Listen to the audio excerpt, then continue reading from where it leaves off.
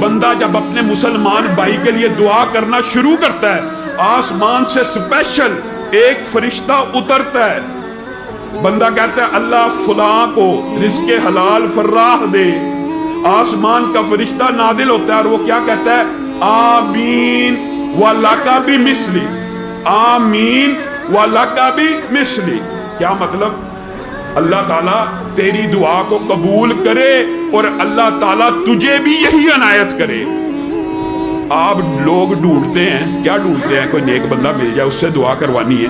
آپ کو نبی کریم فرشتے کی دعا پانے کا طریقہ اور گر بتا رہے ہیں۔ فرشتہ کس کے حکم سے دعا کرے گا؟ اللہ کے۔ فرشتہ اپنی مرضی سے نہیں کر سکتا۔ بات سمجھ لیجئے، مسئلہ بڑا آسان ہے۔ فرشتہ اپنی مرضی سے بولتا ہی نہیں۔ فرشتہ کس کے حکم سے بولتا ہے؟ اللہ کے حکم سے۔ یہ اپنی مرضی چلاتے ہی نہیں ہے، یہ اللہ کی مرضی سے نازل ہوا، اللہ کی مرضی سے تیرے اور میرے لیے دعا کرنا شروع کر دی۔ تو اس فرشتے کی دعا کے قبول ہونے میں کوئی شک نہیں ہے۔ قبول کس نے کرنی ہے؟ اللہ نے۔ جس نے اس کو سکھایا کہ دعا کر، وہ قبول نہیں کرے گا؟ تو میرے بھائیو، یہ دل بڑا کرنے کی بات ہے۔ انسان خیر و بلائی مانگتا ہے۔ نبی کریم صلی اللہ علیہ وسلم کے دور میں بھی ایسا ہوا۔ ایک ساتھی نے، یہ عرب کے معاشرے میں ایک بدو تھا، اسلام قبول کیا، وہ اللہ سے دعا کرنے لگا، اللہ میرے اور محمد صلی اللہ علیہ وسلم کے علاوہ کسی پہ رحمت نہ کرنا، اللہ میرے اور محمد صلی اللہ علیہ وسلم کے علاوہ کسی کو یہ نہ دینا، یہ نہ دینا۔ نبی کریم ہنسنا شروع ہو گئے، کہا یہ کیا کہتا ہے؟ اللہ کی رحمت کو صرف میرے اور اپنے تک محدود کرتا ہے۔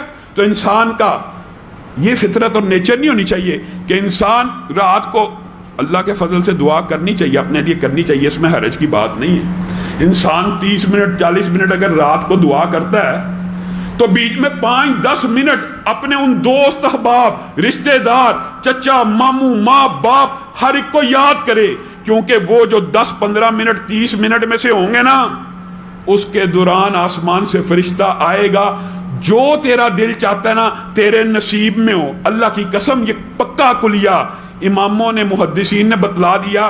انسان چاہتا ہے میرے پاس لینڈ کروزر ہو، مثال دے رہا ہوں، میرے پاس گرینڈ کروزر ہو، میرے پاس کوٹھی ہو، میرے پاس بنگلہ ہو، کیا دعا شروع کر دے؟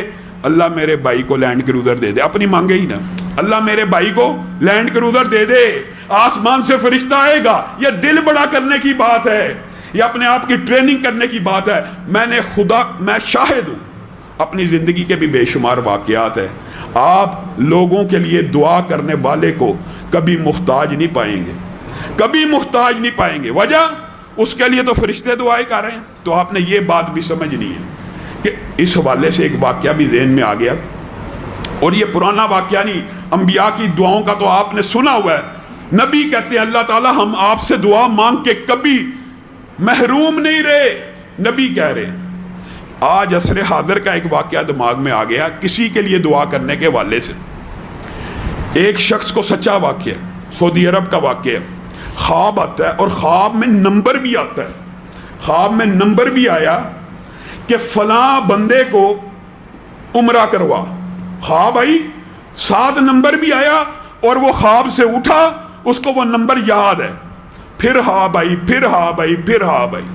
ایک بہت بڑے عالم عرب کے، ان سے انہوں نے رابطہ کیا کہ اللہ تعالیٰ مسلسل مجھے یہ خواب دکھاتا ہے کہ فلاں بندے کو عمرہ کروا اپنے خرچے پہ۔ تو اس عالم نے ان کو تعبیر بیان کی کہ یہ اللہ کی طرف سے روحانی خواب محسوس ہو رہا ہے، اور تجھے کسی بندے کو عمرہ کرانے کا حکم دیا جا رہا ہے، تو اس کو لازمی عمرہ کروا۔ ابھی تک تو نے وہ نمبر نہیں ملایا؟ نہیں، میں نے وہ نمبر نہیں ملایا۔ ملا، نمبر ملایا۔ ایک عربی بدو نے فون اٹھا لیا، اس سے گفتگو ہوئی، مجھے خواب آتی ہے عمرہ کر لے۔ کہا میں نے تو جب سے پیدا ہوں کبھی خانہ کعبہ دیکھا ہی نہیں، مجھے خواب آتی ہے میں تیرا خرچہ اٹھاؤں گا، ٹکٹ اٹھاؤں گا۔ اس نے اس کا فون رکھ دیا۔ اس نے اپنی پوری داستان، پوری لکھی ہوئی، کتابوں میں بھی موجود ہے، اور عرب کا عصر حاضر کا واقعہ، اس کے انٹرویو موجود ہے۔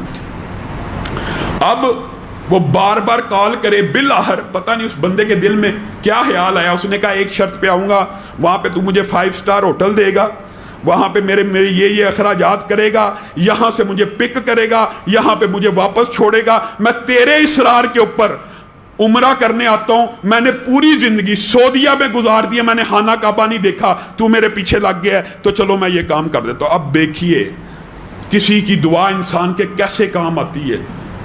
وہ بندہ اس کو عمرہ کروا گیا، سارے اخراجات، اس کی ساری ڈیمانڈز پوری کر رہا ہے، وہ خانہ کعبہ کو بدو چھوڑ کے جا رہا ہے باہر، تو بندے کو کہتا ہے جو ساتھ آیا ہے ساری عمر بیت گئی، اس گھر کا دیدار نہیں کیا، عجیب سی دل کی کیفیت ہے، مجھے 2 رکعت نماز پڑھنے دے، شاید زندگی میں کبھی دوبارہ موقع ملنا ہے، نہیں ملنا، 40-50 سال گزر گئے میں نے نہیں دیکھا، آج دیکھا ہے تو رب کو 2 سجدے کرنے کا دل کر رہا ہے۔ بندہ کہتا ہے کر لے، وہ بندہ کہتا ہے میری آنکھوں کے سامنے دوسرے سجدے میں گیا ہے آخری رکعت کے، میں نے دیکھا سجدہ لمبا ہوتا جا رہا ہے، لمبا ہوتا جا رہا ہے، لمبا ہوتا جا رہا ہے، میں اس تک پہنچا، اس کی روح جسم سے نکل چکی ہے۔ کہا میں اب حیران ہو گیا کہ مجھے خواب بلا وجہ نہیں آیا، اس کے پیچھے ضرور کوئی مقصد تھا، اللہ تعالیٰ نے اس کو کان سے پکڑ کے جو جنت میں داخل کیا ہے، کوئی وجہ ہے، کوئی ایسے ضرور عمل ہے۔ کہتا میں تحقیق کے لیے اس کی میت کو، اس کے گھر والوں کو خبر دی، سارا اس کے محلے میں پہنچ گیا، کیا ایسا عمل کرتا تھا اس کے بارے میں کہتا مجھے نیگیٹو رپورٹیں ملی، نمازی سستی کا شکار تھا، کبھی جمعہ پڑھا، عید پڑھی، بالکل نارمل آدمی، سگریٹ نوش وغیرہ وغیرہ۔ کہتا لیکن ایک بات اس کی ایک ہمسائی نے مجھے بتائی، اس کو پتہ لگا کہ آیا ہے، تو میں اس کو پتہ لگا میں یہ باتیں پوچھ رہا ہوں، تو اس نے کہا ایک بات میں بتانا چاہتی ہوں، میں بیوہ ہوں، میرا ایک یتیم بچہ ہے، یہ بندہ جب بھی اپنے گھر والوں کے لیے کوئی سامان لے کے آتا تھا، بالکل اسی طرح کا سامان میرے دروازے کے باہر رکھ دیتا تھا اور بیل بجاتا تھا اور بیل بجا کے چلا جاتا تھا۔ مجھے اس کی یہ روٹین پتا تھی، اس نے آج تک میری شکل بھی نہیں دیکھی، اس کو صرف پتا تھا یہاں پہ ایک یتیم بچہ رہتا ہے، یہ ہر روز میرے گھر کے باہر ایک کھانے کا سامان رکھ جاتا تھا اور میرے منہ سے یہ دعا نکلتی تھی کہ اللہ اس کا خاتمہ بالخیر کر دے۔ وہ بندہ رونا شروع ہو گیا، کہا تیری دعا نے اس کو سجدے کی حالت میں اللہ کی طرف پہنچا دیا، اور بندہ جس حالت میں فوت ہوتا ہے نا، قیامت کے دن اسی حالت میں اٹھایا جائے گا۔ بتائیے حشر کے میدان میں جو بندہ سجدے کرتے ہوئے اٹھ رہا ہوگا اس کا کیا حساب ہونا ہے؟